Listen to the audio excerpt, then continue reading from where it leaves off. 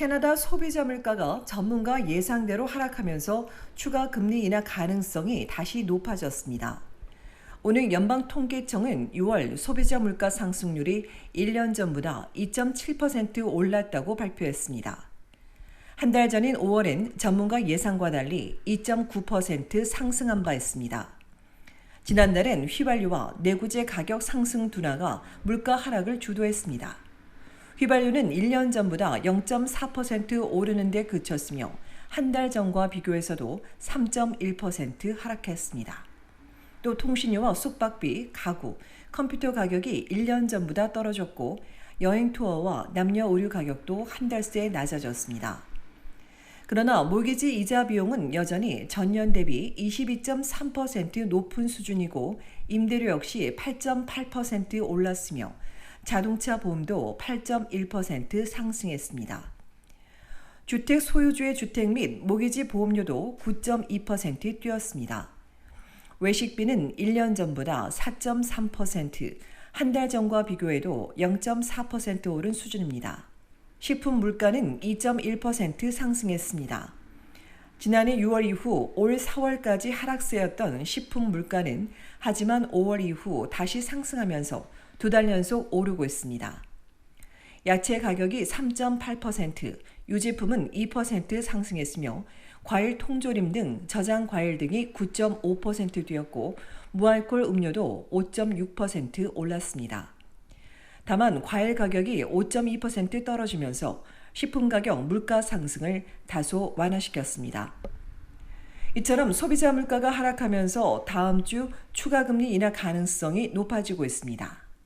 CIBC 전문가는 변동성이 큰 휘발유와 식품 가격을 제외한 근원 물가가 계절 조정 기준으로 한 달 전보다 낮아졌다며 중은이 금리를 내리는 데 필요한 지표라고 설명했습니다.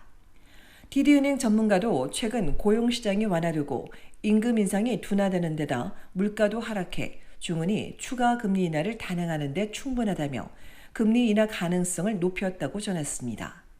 또 경제 전문가들 사이에서도 대다수가 추가 금리 인하를 전망하고 있습니다. 중은의 차기 통화정책 회의는 다음 주 수요일입니다. 한편 지난달 온타리오주 물가는 연간 3%, 브리티시 콜롬비아 2.6%, 엘버타주는 3%, 퀘벡주는 2.2% 상승했습니다. 도시별로 보면 토론토 3.4%, 밴쿠버 2.3%, 캘거리 3.6%, 에드먼턴 2.7%, 몬트리올 2.5%입니다.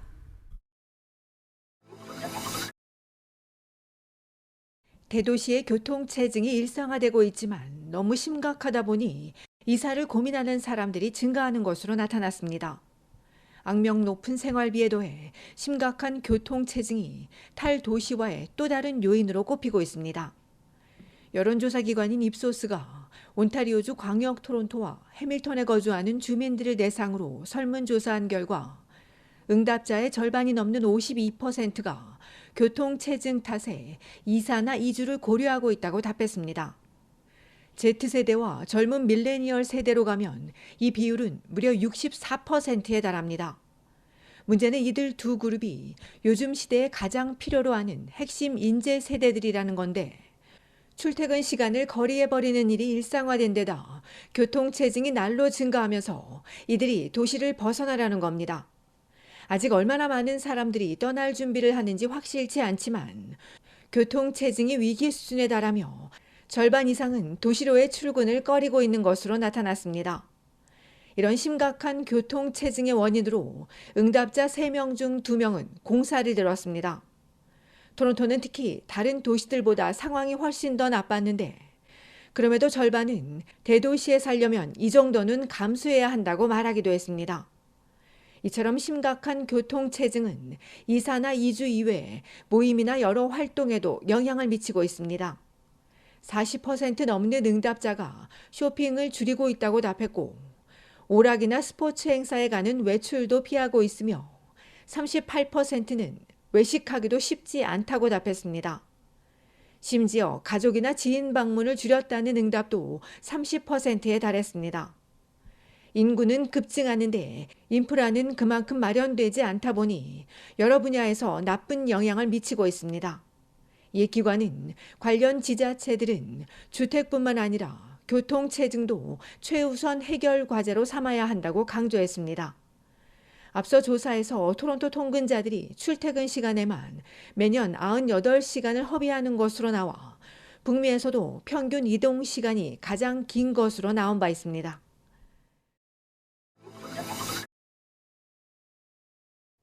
온타리오주 정부가 추진하는 주류 판매 채널 확대와 관련해 대형 마트들의 관심이 매우 저조한 것으로 나타났습니다. 지난 14일 기준 새롭게 주류 면허를 신청한 대형 마트들은 75곳에 불과했습니다.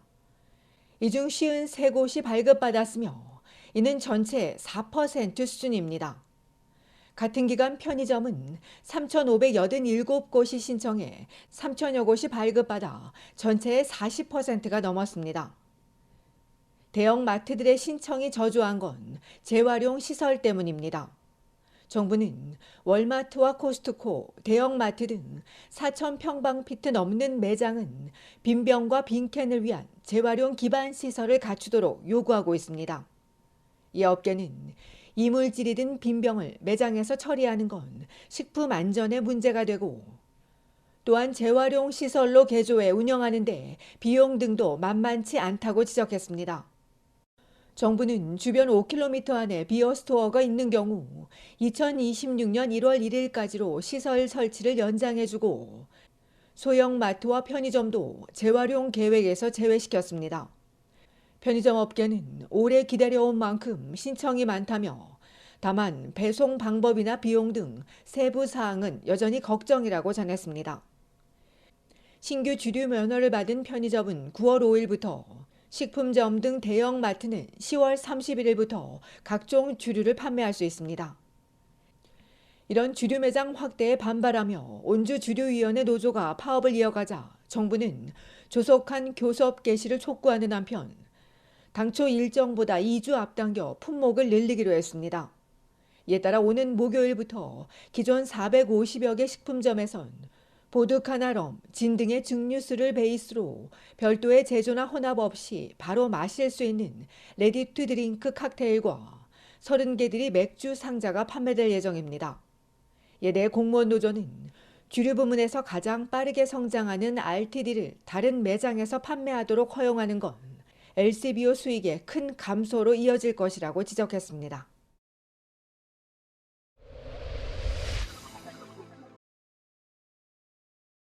오늘 온타리오주 남부와 광역 토론토에 뇌우특보가 발령된 가운데 일일 지역엔 최대 시속 90km의 강풍이 몰아치고 50mm의 폭우가 쏟아졌으며 우박이 떨어진 곳도 있는 것으로 알려졌습니다.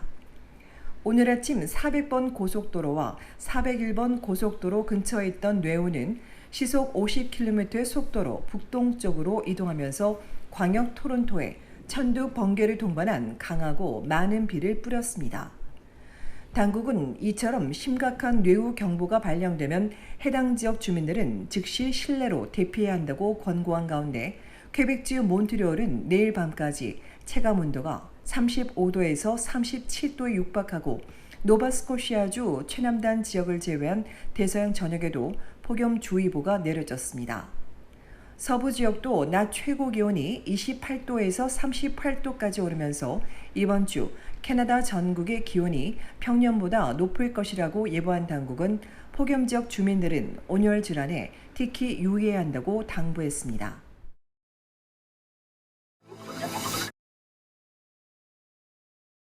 온타리오주 놀수역에서 흉기 사건이 발생했습니다. 어젯밤 11시쯤 놀수역 서쪽 웨스턴 우드와 핀치 에비뉴 웨스트 인근에서 가해자가 휘두른 흉기에 찔린 남성 한 명이 중상을 입고 병원으로 이송돼 치료를 받고 있으며 여러 건의 신고를 받고 출동한 경찰이 현장에서 가해자를 붙잡아 가중폭행과 무기폭행 등의 혐의로 입건하고 범행 동기와 사건 경위 등을 조사하고 있습니다.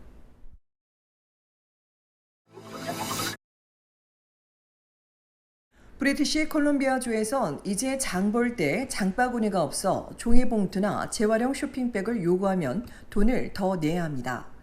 이번 주부터 정부는 식료품점이나 매장에서 소비자가 종이 쇼핑백을 요청할 경우 한 개당 최소 25센트, 재활용 쇼핑백을 요구할 땐 최소 2달러를 부과하도록 의무화했습니다. 다만 과일이나 야채, 고기를 담을 때 쓰는 매장 내 비닐봉지엔 별도의 수수료가 부과되지 않으며 소형 종이봉투도 면제됩니다. 일회용 플라스틱을 없애기 위한 연방정부의 단계적 조치 일환으로 앞서 지난해 12월부터 일회용 플라스틱 규제에 나선 정부는 이외에도 재활용이 어려운 일회용 플라스틱 포장 용기에 대한 사용도 금지했으며 이와 관련한 자세한 내용은 주정부 웹사이트에서 확인할 수 있습니다.